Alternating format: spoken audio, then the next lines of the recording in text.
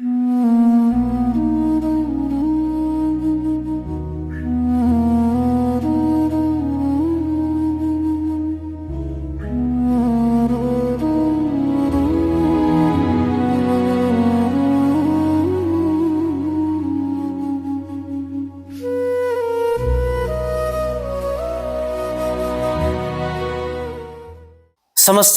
ವೀಕ್ಷಕರಿಗೆ ಕ್ರಿಸ್ತನ ಸುಮಧುರ ನಾಮದಲ್ಲಿ ವಂದನೆಗಳು.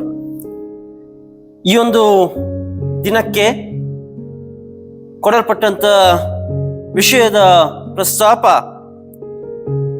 ಕ್ರಿಸ್ತನ ಶ್ರೇಷ್ಠ ಸ್ಥಾನದ ಬೋಧನೆ.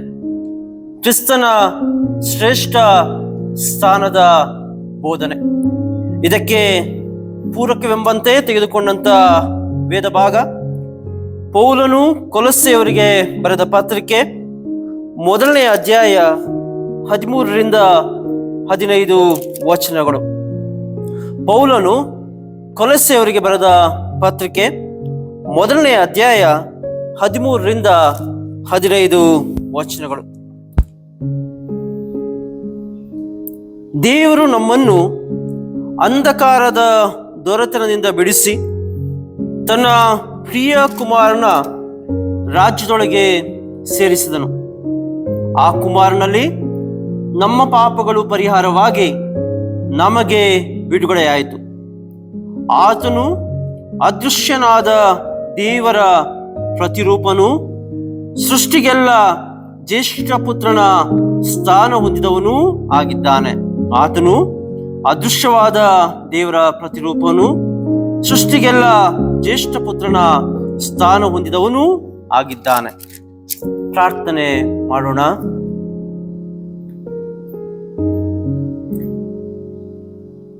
ದೇವರೇ, ನಮ್ಮ ಪ್ರಿಯನೇ,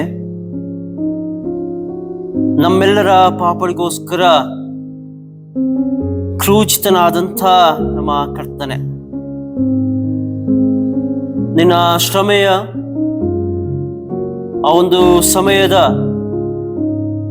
ಧ್ಯಾನಗಳನ್ನು ಮಾಡಲಿಕ್ಕಾಗುವಂತೆ ನೀನು ನಮ್ಮನ್ನು ಮುನ್ನಡೆಸಿದ್ದಿ, ಬಲಪಡಿಸಿದ್ದಿ. ಅದಕ್ಕೋಸ್ಕರ ಸ್ತೋತ್ರ. ಈ ಒಂದು ದಿನದಲ್ಲೂ ಕೂಡ ದೇವರೇ, ಆ ಒಂದು ಶ್ರಮೆಯ ಹಾದಿಯನ್ನು, ದೇವರೇ, ನಿನ್ನ ಕಾರ್ಯವನ್ನು, ನಿನ್ನ ಬೋಧನೆಯನ್ನು ಧ್ಯಾನಿಸಲಿಕ್ಕಾಗುವಂತೆ ನೀನು ಮುನ್ನಡೆಸಿದ್ದಿ. ಅದಕ್ಕೋಸ್ಕರ ಸ್ತೋತ್ರ. ದೇವರೇ, ಒಂದು ಕೃಪಾ ಸಮಯದಲ್ಲಿ ಸ್ವಾಮಿ ನೀನೇ ನಮ್ಮ ಕೂಡ ಮಾತನಾಡು, ನಮ್ಮನ್ನು ಬಲಪಡಿಸು, ನಿನ್ನ ವಾಕ್ಯದ ಮೂಲಕ ನಮ್ಮನ್ನು ಎಚ್ಚರಿಸು, ಅಂಧಕಾರದಿಂದ ನಮ್ಮನ್ನು ಬಿಡುಗಡೆಗೊಳಿಸು ಸ್ವಾಮಿ. ದೇವರೇ, ನನ್ನ ಮಾತುಗಳು, ನಮ್ಮೆಲ್ಲರ ಹೃದಯದ ಧ್ಯಾನವು ಅದು ನಿನಗೆ ಮಾತ್ರ ಸಮರ್ಪಕವಾಗಿರಲಿ. ಆಮೆನ್. ಕರ್ತನಲ್ಲಿ ಪ್ರಿಯರೇ, ಪೌಲನು ಕೊಲೊಸ್ಸೆಯವರಿಗೆ ಬರೆದ ಪತ್ರಿಕೆ 1ನೇ ಅಧ್ಯಾಯದಲ್ಲಿ 13ನೇ ವಚನದಿಂದ 20ನೇ ವಚನದ ಭಾಗದಲ್ಲಿ ಬರೆಯಲ್ಪಟ್ಟಂತ ಈ ಒಂದು ವಾಕ್ಯ ಭಾಗವು ಕ್ರಿಸ್ತ ಶಾಸ್ತ್ರೀಯ ಗೀತೆ ಎಂಬುದಾಗಿ ಅದು ಕರೆಯಲ್ಪಡ್ತದೆ. ಇದನ್ನು ಸಾಮಾನ್ಯವಾಗಿ ಕ್ರಿಸ್ತ ಶಾಸ್ತ್ರೀಯ ಗೀತೆ ಎಂಬುದಾಗಿ ಕರೆಯುವುದುಂಟು. ಈ ಒಂದು ಗೀತೆಯು ಪೌಲನು ಕೊಲೊಸ್ಸೆಯವರಿಗೆ ಬರೆದ ಪತ್ರಿಕೆಗಿಂತ ಮೊದಲೇ ಪ್ರಾರಂಭಿಕ ಕ್ರೈಸ್ತ ಸಮುದಾಯ ತನ್ನೆಯ ಆರಾಧನೆಯಲ್ಲಿ ಈ ಒಂದು ಗೀತೆಯನ್ನು ಅಳವಡಿಸಿಕೊಂಡು ಅವರು ತಮ್ಮ ಆರಾಧನೆಗಳನ್ನು ಮಾಡ್ತಿದ್ರು. ಈ ಒಂದು ಗೀತೆ ಯಹೂದ್ಯ ಜ್ಞಾನ ಸಾಹಿತ್ಯದಿಂದ ಪ್ರಭಾವಿಸಲ್ಪಟ್ಟಂತ ಗೀತೆ ಮಾತ್ರವಲ್ಲ, ಗ್ರೀಕ್ ರೋಮನ್ನರ ಬಳಕೆಯಲ್ಲಿ, ಗ್ರೀಕ್ ರೋಮನ್ ಸಾಹಿತ್ಯದಲ್ಲೂ ಕೂಡ ಬಳಸಲ್ಪಟ್ಟಂತ ಒಂದು ವಿಶೇಷವಾದಂತ ಗೀತೆ ಆಗ್ತದೆ.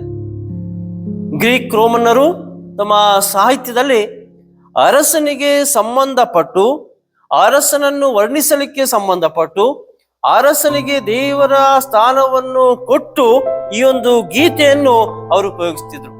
ಈಗ ಪೌಲ ಗ್ರೀಕ್ ರೋಮನ್ನರು ಅರಸನಿಗೆ ಸಂಬಂಧಪಟ್ಟು ಬಳಸಲ್ಪಡುತ್ತಿದ್ದಂತ ಒಂದು ಗೀತೆಯನ್ನು ತನ್ನದಾಗಿಸಿಕೊಂಡು ಪೌಲನು ಕೊಲೊಸ್ಸೆಯವರಿಗೆ ಬರೆದಂತ ಪತ್ರಿಕೆಯಲ್ಲಿ ಈ ಒಂದು ಗೀತೆಯನ್ನು ಕ್ರಿಸ್ತನಿಗೆ ಸಂಬಂಧಿಸಿ ಆತ ಮುಂದಿಡುವಂಥದ್ದನ್ನು ನಾವು ನೋಡ್ತೇವೆ. ಬಹಳ ಸುಂದರವಾದಂತ ಒಂದು ವಿಶೇಷವಾದಂತ ಒಂದು ಗೀತೆ. ಇದರ 1ನೇ ಅಧ್ಯಾಯ 13ರಿಂದ 15 ವಚನಗಳನ್ನು ನಾವೀಗ ಧ್ಯಾನಿಸುವರಾಗಿರೋಣ. ಬಹಳ ಸ್ಪಷ್ಟವಾಗಿ ಪೌಲನು ತನ್ನ ಕೊಲೊಸ್ಸೆಯವರಿಗೆ ಬರೆದ ಪತ್ರಿಕೆ 1ನೇ ಅಧ್ಯಾಯ 13ನೇ ವಚನದಲ್ಲಿ ಬಹಳ ಸ್ಪಷ್ಟವಾಗಿ ಹೇಳ್ತಾನೆ, ಪ್ರಿಯ ಕುಮಾರನಾದ ಯೇಸುವಿನಿಂದ ಸ್ಥಾಪಿಸಲ್ಪಟ್ಟಂತ ದೇವರ ರಾಜ್ಯದ ಬಗ್ಗೆ ಆತ ಹೇಳ್ತಾನೆ. ಬಹಳ ಸ್ಪಷ್ಟವಾಗಿ ಪೌಲನು ಬಹಳ ಸ್ಪಷ್ಟವಾಗಿ 13ನೇ ವಚನದಲ್ಲಿ ಹೇಳುವಂಥದ್ದು, ಪ್ರಿಯ ಕುಮಾರನಾದ ಯೇಸುವಿನಿಂದ ಸ್ಥಾಪಿಸಲ್ಪಟ್ಟಂತ ದೇವರ ರಾಜ್ಯ. 13ನೇ ವಚನ ಈ ರೀತಿ ಬರೆಯಲ್ಪಟ್ಟಿದೆ, ದೇವರು ನಮ್ಮನ್ನು ಅಂಧಕಾರದ ದೊರೆತನದಿಂದ ಬಿಡಿಸಿ ತನ್ನ ಪ್ರಿಯ ಕುಮಾರನ ರಾಜ್ಯದೊಳಗೆ ಸೇರಿಸಿದನು ಎನ್ನುವಂಥದ್ದು. ದೇವರು ನಮ್ಮನ್ನು ಅಂಧಕಾರದ ದೊರೆತನದಿಂದ ಬಿಡಿಸಿ ತನ್ನ ಪ್ರಿಯ ಕುಮಾರನ ರಾಜ್ಯದೊಳಗೆ ಸೇರಿಸಿದನು ಎನ್ನುವಂಥದ್ದು. ಪ್ರಿಯ ಕುಮಾರನ ರಾಜ್ಯ ಅಂದ್ರೆ ಯೇಸು ಕ್ರಿಸ್ತನಿಂದ ಸ್ಥಾಪಿಸಲ್ಪಟ್ಟಂತ ಒಂದು ರಾಜ್ಯ, ಅಂದ್ರೆ ಅದು ದೇವರ ರಾಜ್ಯ. ಈ ದೇವರ ರಾಜ್ಯ ಲೋಕದ ರಾಜ್ಯಕ್ಕಿಂತ, ಲೋಕದ ಸಾಮ್ರಾಜ್ಯಕ್ಕಿಂತ, ಲೋಕದ ಆಡಳಿತಕ್ಕಿಂತ ಭಿನ್ನವಾಗಿರುವಂತ ರಾಜ್ಯ ಎಂಬುದನ್ನು ಪೌಲನು ತನ್ನ ಪತ್ರಿಕೆಯಲ್ಲಿ ಬಹಳ ಸ್ಪಷ್ಟವಾಗಿ ಆತ ಹೇಳ್ತಾನೆ. ಯೇಸುವಿನಿಂದ ಸ್ಥಾಪಿಸಲ್ಪಟ್ಟಂತ ರಾಜ್ಯ ಅದು ನಮ್ಮನ್ನು ಅಂಧಕಾರದ ದೊರೆತನದಿಂದ ಬಿಡುಗಡೆಗೊಳಿಸಿದೆ ಎಂಬುದಾಗಿ ಹೇಳ್ತಾನೆ. ಲೋಕದ ಸಾಮ್ರಾಜ್ಯಶಾಹಿ ಧೋರಣೆಗಳು, ಲೋಕದ ವಸಾಹತುಶಾಹಿ ಧೋರಣೆಗಳು, ಲೋಕದಲ್ಲಿರುವಂತಹ ಸಿದ್ಧಾಂತಗಳಿಗೆ ವ್ಯತಿರಿಕ್ತವಾಗಿ ಯೇಸು ದೇವರ ರಾಜ್ಯದ ಮೌಲ್ಯಗಳನ್ನು ಆತ ಪ್ರತಿನಿಧಿಸುತ್ತಾನೆ ಮತ್ತು ಆ ರಾಜ್ಯದ ಮೌಲ್ಯಗಳನ್ನು ಮುಂದಿಡುತ್ತಾನೆ. ಈ ಲೋಕದ ರಾಜ್ಯ ಅಥವಾ ಲೋಕದ ಸಾಮ್ರಾಜ್ಯ ಅಥವಾ ದೊರೆತನ ಅದು ದ್ವೇಷ, ಅಸೂಯೆ, ಯುದ್ಧ, ಶತ್ರುತ್ವದ ಮೂಲಕ ಸಾಮ್ರಾಜ್ಯವನ್ನು ವಿಸ್ತರಿಸುವಂತಹ ಕಾರ್ಯ ಮಾಡಿದ್ರೆ, ಯೇಸುವಿನಿಂದ ಸ್ಥಾಪಿಸಲ್ಪಟ್ಟಂತ ದೇವರ ರಾಜ್ಯ, ಯೇಸುವಿನಿಂದ ಸಾರಲ್ಪಟ್ಟಂತ ದೇವರ ರಾಜ್ಯ ಅದು ಪ್ರೀತಿ, ಕ್ಷಮೆ, ದಮೆ, ಸಹೋದರತ್ವ, ಭ್ರಾತೃತ್ವ, ಅನ್ಯೋನ್ಯತೆಯ ಮೂಲಕ ತನ್ನ ರಾಜ್ಯವನ್ನು, ದೇವರ ರಾಜ್ಯವನ್ನು ಸ್ಥಾಪಿಸಲಿಕ್ಕೆ ಅದು ಕರೆ ಕೊಡ್ತದೆ. ಇದು ಸಂಪೂರ್ಣವಾಗಿ ಲೋಕದ ರಾಜ್ಯಕ್ಕಿಂತ ವ್ಯತಿರಿಕ್ತವಾಗಿರುವಂತ, ಲೋಕದ ರಾಜ್ಯಕ್ಕೆ ಪ್ರತಿರೋಧವನ್ನು ಒಡ್ಡುವಂತ, ಲೋಕದ ಸಾಮ್ರಾಜ್ಯದ ಬೋಧನೆಗೆ ಭಿನ್ನವಾದಂತ ಬೋಧನೆಗಳನ್ನು ಯೇಸು ಮುಂದಿಡುವಂಥದ್ದನ್ನು ನಾವು ನೋಡ್ತೇವೆ. ಬಹಳ ಸ್ಪಷ್ಟವಾಗಿ ಹೇಳ್ತಾನೆ, ಯೇಸುವಿನ ಈ ಬೋಧನೆ ಅದು ಈ ಸಾಮ್ರಾಜ್ಯಶಾಹಿ ಬೋಧನೆಗಳಿಂದ, ಈ ಒಂದು ದೊರೆತನದಿಂದ ನಮ್ಮನ್ನು ಬಿಡುಗಡೆಗೊಳಿಸಿ ದೇವರ ರಾಜ್ಯಕ್ಕೆ ಅದು ಮುನ್ನಡೆಸ್ತದೆ ಎಂಬುದನ್ನು ಪೌಲ ಬಹಳ ಸ್ಪಷ್ಟವಾಗಿ ಹೇಳುವಂಥದ್ದನ್ನು ನಾವು ನೋಡ್ತೇವೆ. ಎರಡನೇದಾಗಿ ಪೌಲ ಮುಂದುವರೆದು ಹೇಳ್ತಾನೆ, ಕ್ರಿಸ್ತನು ನಮ್ಮನ್ನು ಪಾಪದ ಬಂಧನದಿಂದ ಬಿಡುಗಡೆಗೊಳಿಸ್ತಾನೆ ಎಂಬುದಾಗಿ. ಬಹಳ ಸ್ಪಷ್ಟ 14ನೇ ವಚನದಲ್ಲಿ, ಆ ಕುಮಾರನಲ್ಲಿ ನಮ್ಮ ಪಾಪಗಳು ಪರಿಹಾರವಾಗಿ ನಮಗೆ ಬಿಡುಗಡೆಯಾಯಿತು. ಆ ಕುಮಾರನಲ್ಲಿ ನಮ್ಮ ಪಾಪಗಳು ಪರಿಹಾರವಾಗಿ ನಮಗೆ ಬಿಡುಗಡೆ ಆಯಿತು. ಮೊದಲನೇದಾಗಿ ಹೇಳುವಂಥದ್ದು ಏನಂತ ಹೇಳಿದ್ರೆ, ಯೇಸುವಿನಿಂದ ಸ್ಥಾಪಿಸಲ್ಪಟ್ಟಂತ ದೇವ್ರ ರಾಜ್ಯ, ಯೇಸುವಿನಿಂದ ಕೊಡಲ್ಪಟ್ಟಂತ ದೇವ್ರ ರಾಜ್ಯದ ಮೌಲ್ಯಗಳು ಸಾಮ್ರಾಜ್ಯಶಾಹಿ ಮೌಲ್ಯಗಳಿಗೆ ಪ್ರತಿರೋಧವಾಗಿದ್ದರೆ, ಅದೇ ರೀತಿಯಲ್ಲಿ ಯೇಸು ಮುಂದುವರೆದು ಹೇಳ್ತಾನೆ ಪೌಲ, ಯೇಸು ನಿಮ್ಮ ಪಾಪಗಳಿಂದ ಬಿಡುಗಡೆಗೊಳಿಸ್ತಾನೆ ಎನ್ನುವಂಥದ್ದು. ಸ್ಪಷ್ಟವಾಗಿ ಪೌಲ ಕೊಲೊಸ್ಸೆಯವರಿಗೆ ಹೇಳ್ತಾನೆ, ನಿಮ್ಮ ಪಾಪಗಳಿಂದ ನಿಮಗೆ ಬಿಡುಗಡೆ ಬೇಕಾ? ಯಹೂದ್ಯರ ಬೋಧನೆಗಳಿಗೆ ವ್ಯತಿರಿಕ್ತವಾಗಿ ಇಲ್ಲಿ ಪೌಲ ಮುಂದಿಡ್ತಾನೆ ಹೇಳ್ತಾನೆ ಅಂತ ಹೇಳಿದ್ರೆ, ನೀವು ದೇವಾಲಯಕ್ಕೆ ಹೋಗಿ ಯಜ್ಞವನ್ನು ಸಮರ್ಪಿಸುವಂತ ಅವಶ್ಯಕತೆ ಇಲ್ಲ. ನೀವು ಯೆರೂಸಲೇಮ್ ದೇವಾಲಯಕ್ಕೆ ಹೋಗುವಂತ ಅವಶ್ಯಕತೆ ಇಲ್ಲ. ಯಹೂದ್ಯರ ಪ್ರಕಾರ ಪಾಪಗಳ ಬಂಧನದಿಂದ ಬಿಡುಗಡೆ ದೇವಾಲಯಕ್ಕೆ ಹೋಗಿ ಯಜ್ಞಗಳನ್ನು ಸಮರ್ಪಿಸಿದಾಗ ಮಾತ್ರ. ಪೌಲ ಬಹಳ ಸ್ಪಷ್ಟವಾಗಿ ಕೊಲೊಸ್ಸೆಯವರಿಗೆ ಬರೆದ ಪತ್ರಿಕೆಯನ್ನು ಹೇಳ್ತಾನೆ, ಯೇಸು ಕ್ರಿಸ್ತನನ್ನು ನಂಬುವುದರಿಂದ, ಯೇಸು ಕ್ರಿಸ್ತನ ಮೂಲಕ ನಿಮ್ಮ ಪಾಪಗಳ ಪರಿಹಾರ ಸಿಗ್ತದೆ, ಪಾಪಗಳಿಂದ ಬಿಡುಗಡೆ ಸಿಗ್ತದೆ. ಯೇಸುವಿನ ರಕ್ತ ನಿಮ್ಮನ್ನು ನಿಮ್ಮ ಪಾಪಗಳಿಂದ ಬಿಡುಗಡೆಗೊಳಿಸ್ತದೆ ಎಂಬುದಾಗಿ ಬಹಳ ಸ್ಪಷ್ಟವಾಗಿ ಪೌಲನು ಕೊಲೊಸ್ಸೆಯವರಿಗೆ ಬರೆದ ಪತ್ರಿಕೆಯಲ್ಲಿ ಹೇಳುವಂಥದ್ದು ನಾವು ನೋಡ್ತೇವೆ. ಅದೇ ವೇಳೆ ಮುಂದುವರೆದು ಹೇಳ್ತಾನೆ, ಕ್ರಿಸ್ತನು ದೇವರ ಪ್ರತಿರೂಪ ಮತ್ತು ಜ್ಯೇಷ್ಠ ಪುತ್ರನ ಸ್ಥಾನವನ್ನು ಹೊಂದಿದ್ದಾನೆ. ಕ್ರಿಸ್ತನು ದೇವರ ಪ್ರತಿರೂಪವನ್ನು ಮತ್ತು ಸೃಷ್ಟಿಗೆಲ್ಲ ಜ್ಯೇಷ್ಠ ಪುತ್ರನ ಸ್ಥಾನವನ್ನು ಹೊಂದಿದ್ದಾನೆ ಎನ್ನುವಂಥದ್ದು. ಕ್ರಿಸ್ತ ಆತ ಅದೃಶ್ಯವಾದ ದೇವರ ಪ್ರತಿರೂಪ ಎಂಬುದಾಗಿ.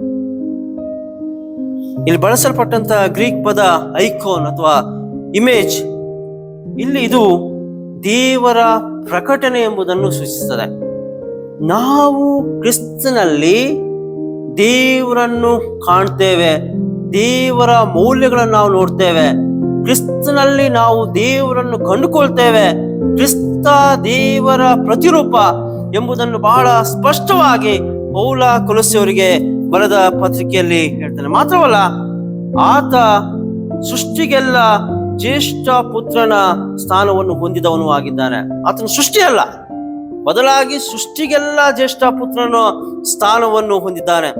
ಆತನು ಸೃಷ್ಟಿಯ ಮೊದಲು ಇದ್ದವನು, ಸೃಷ್ಟಿಯ ಮೇಲೆ ಅಧಿಕಾರವನ್ನು ಚಲಾಯಿಸುವಂತ ಅಧಿಕಾರವನ್ನು ಉಳ್ಳವನು ಎಂಬುದಾಗಿ ಪೌಲನು ಕೊಲೊಸ್ಸೆಯವರಿಗೆ ಬರೆದ ಪತ್ರಿಕೆಯಲ್ಲಿ ಹೇಳುವಂಥದ್ದನ್ನು ನಾವು ನೋಡ್ತೇವೆ. ಕರ್ತನಲ್ಲಿ ಪ್ರೀತಿಯುಳ್ಳ ಸಹೋದರ ಸಹೋದರರೇ, ಪೌಲನು ಈ ಒಂದು ಭಾಗದ ಮೂಲಕ ಕ್ರಿಸ್ತನ ಶ್ರೇಷ್ಠವಾದಂತ ಸ್ಥಾನದ ಬಗ್ಗೆ ಆತ ಬೋಧಿಸುವಂಥದ್ದು ನಾವು ನೋಡ್ತೇವೆ. ಕ್ರಿಸ್ತನ ಶ್ರೇಷ್ಠವಾದಂತ ಸ್ಥಾನ, ಆತ ದೇವರ ರಾಜ್ಯದ ಮುಂರುಚಿ, ದೇವರ ರಾಜ್ಯದ ಸ್ಥಾಪಕ, ಅದೇ ವೇಳೆ ಪಾಪಗಳ ಬಂಧನದಿಂದ ಬಿಡುಗಡೆಗೊಳಿಸುವಂತವನು, ಮಾತ್ರವಲ್ಲ ಸಮಸ್ತ ಸೃಷ್ಟಿಯ ಮೇಲೆ ಅಧಿಕಾರವುಳ್ಳವನು ಎಂಬುದನ್ನು ಪೌಲ ಬಹಳ ಸ್ಪಷ್ಟವಾಗಿ ಮುಂದಿಡುವಂಥದ್ದನ್ನು ನಾವು ನೋಡ್ತೇವೆ. ಇಂದಿನ ಶ್ರಮ ಮರಣಗಳ ಈ ಒಂದು ಪಾವನ ದಿನಗಳಲ್ಲಿ ಕ್ರಿಸ್ತ ಯೇಸುವಿನ ಮುಂದೆ ನಮ್ಮನ್ನು ನಾವು ತಗ್ಗಿಸಿಕೊಳ್ಳೋಣ. ಕ್ರಿಸ್ತನಿಂದ ಸ್ಥಾಪಿಸಲ್ಪಟ್ಟಂತ ಆ ದೇವರ ರಾಜ್ಯದ ಮೌಲ್ಯಗಳನ್ನು ನಮ್ಮದಾಗಿಸಿಕೊಳ್ಳೋಣ. ನಮ್ಮ ಜೀವಿತವನ್ನು ಕ್ರಿಸ್ತನ ಕೈಗೆ ಒಪ್ಪಿಸಿಕೊಳ್ಳೋಣ. ಕ್ರಿಸ್ತನು ನಮ್ಮ ಜೀವಿತದಲ್ಲಿ ಆಳ್ವಿಕೆಯನ್ನು ನಡೆಸಲಿ. ಕ್ರಿಸ್ತನು ನಮ್ಮ ಮೂಲಕ ಈ ಒಂದು ಲೋಕದಲ್ಲಿ ದೇವರ ರಾಜ್ಯದ ಕಟ್ಟುವಂತ ಕೆಲಸವನ್ನು ನಮ್ಮ ಮೂಲಕ ಆತನು ಮಾಡಲಿ. ದೇವರ ವಾಕ್ಯವನ್ನು ಆಶೀರ್ವದಿಸಿ ನಡೆಸಲಿ. ಆಮೆನ್. ಪ್ರಾರ್ಥನೆ ಮಾಡೋಣ.